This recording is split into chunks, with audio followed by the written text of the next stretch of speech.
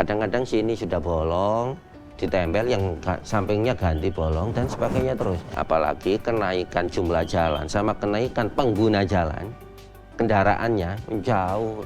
Masih dalam acara obrolan kita bersama Gus Mudor, Bupati terpilih Sidoarjo yang usianya genap 30 tahun Februari ini.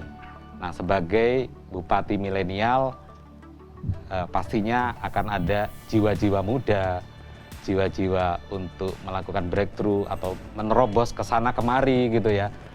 Dalam obrolan yang sebelumnya kita sudah mendapatkan pemaparan yang detail tentang bagaimana ide, kemudian pola pikir dan gaya kepemimpinan. Nah, kita pada segmen ini akan lebih fokus bagaimana Gus Mudor berupaya untuk dalam tanda kutip mendobrak. Nah, dobrakan-dobrakannya seperti apa? Kita akan ngobrol langsung dengan Gus Mudor. Assalamualaikum Gus Mudor. Waalaikumsalam warahmatullahi wabarakatuh. Sebagai pemimpin muda umurnya 30 tahun dan juga pastinya punya semangat-semangat yang ya meletup-meletup, militan dan lain-lain ya. Saya yakin itu karena saya sudah ngobrol sama panjenengan ya. Nah, tapi gini, Sidoarjo kan juga menghadapi sebuah situasi di mana pemimpin sebelumnya itu terkena masalah. Kita tahu bahwa pemimpin sebelumnya terkena masalah korupsi dan menjadi terdakwa dalam kasus itu. Nah, artinya ini kan ada sebuah kondisi di mana ada sesuatu yang harus dibenahi gitu, Gus Mudor. Nah, saya pengen tahu bagaimana ini nanti Gus Mudor itu bisa menjalani ini gitu, dalam tanda kutip mendobrak, tapi dalam hal lain juga bisa smooth menjalankan pemerintah.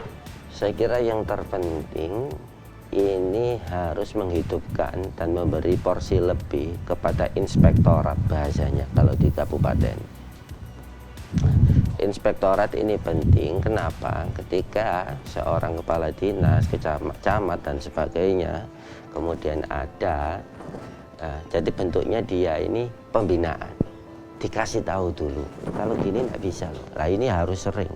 Porsi yang ada di inspektorat ini diperkuat, sehingga fungsinya dia mengingatkan, nasihat preventif ini lebih baik dilakukan sedari dini daripada kemudian tiba-tiba langsung masuk kejaksaan dan sebagainya yang memang fungsinya adalah fungsi bahasanya sudah konsekuensi hukum. Nah, ini penting sehingga nanti memang terkadang hari ini menjadi ketakutan juga di OPD, mereka tidak bisa, takut untuk melakukan A, B, dan C. Nah, ke depan kami Dr. Subandi ingin lebih mendampingi mereka. Jadi gak dicol gitu, nggak dicol. Nah, termasuk LO dengan legal opinion dengan kejaksaan dan sebagainya.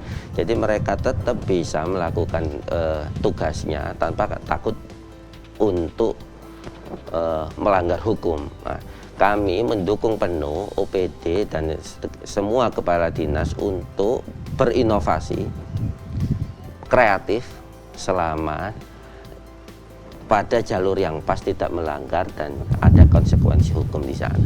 Saya kira itu posisinya adalah membentengi, mendampingi mereka, memberikan pendampingan LO bahasanya dengan kejaksaan dan sebagainya sehingga hal-hal seperti yang kemarin ini bisa diminimalisir.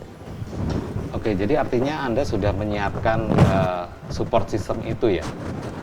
Artinya nanti dalam kepemimpinan Anda akan disiapkan dukungan-dukungan, kemudian backup itunya pastinya ya. Yang sudah Anda lakukan sebelum dilantik ini sudah ada atau belum? Oh, saya kira komunikasi dengan beberapa jajaran Forkopimda ini sudah alhamdulillah baik semua. Tapi kalau secara teknis ya belum dong, karena memang belum dilantik. Ya. Oke. Artinya ketika sesudah dilantik akan ngebut gitu ya? Insya Allah bisa randeng lah, walaupun memang kita masih terpaku karena anggarannya yang dipakai anggaran yang digedok 2020. Oke. Tentang kebijakan-kebijakan yang menjadi daya dobrak panjenengan. Kita kan juga tahu ya, masyarakat Sidoarjo juga tahu masih ada juga kebijakan pemerintahan yang sebelumnya yang memang baik. Baik. Nah, kira-kira gimana? Apakah Anda nanti akan mengubah banyak hal atau semuanya dari pemerintahan yang sebelumnya, atau Anda akan melakukan intensifikasi dari yang sudah baik? Bukan. Jadi kita ini memang tujuannya adalah melompat dari yang kemarin. Artinya yang kemarin ini sudah baik, kita pertahankan, kita tambahkan lagi nilai yang lain. Contoh misalkan, secara IPM memang Sidoarjo ini bagus sekali. Jadi pembangunan manusia oke, bisa nomor 3 di Jawa Timur, angka harapan hidup nomor 2 di Jawa Timur dan sebagainya. Ini bagus sekali. Tinggal kemudian masalah infrastruktur. Nah, ini yang harus kita kebut, sehingga ketika antara SDM dan infrastruktur ini baik, maka saya yakin Sidoarjo akan lebih baik lagi.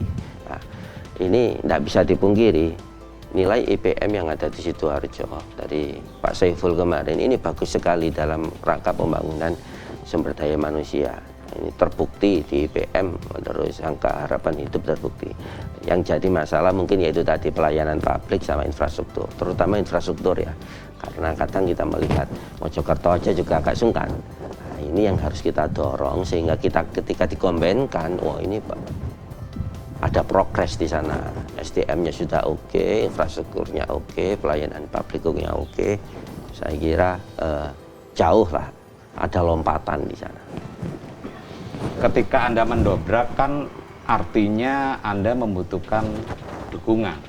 Ada daya dukung yang kuat, selain dari birokrasi, selain dari instrumen-instrumen pemerintahan, harus ada dukungan dari publik. Nah, saya pengen agak menukik pada dukungan publik yang dari Radio Suara Surabaya dan sosial medianya.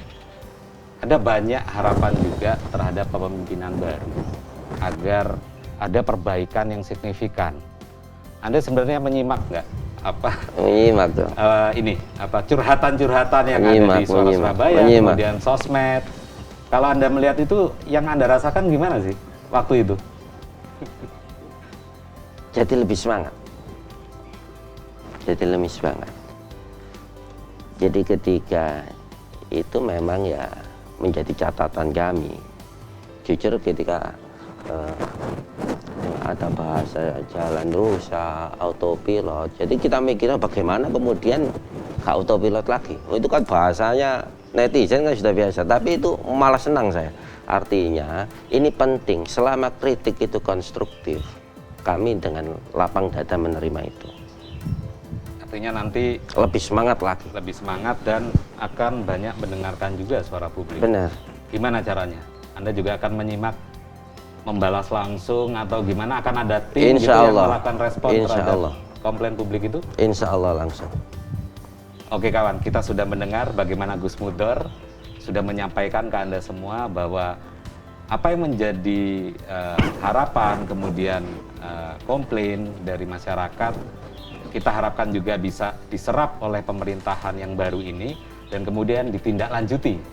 Nah, kita akan lebih dalam lagi masuk kepada beberapa persoalan inti dari Kabupaten Sidoarjo dalam segmen berikutnya.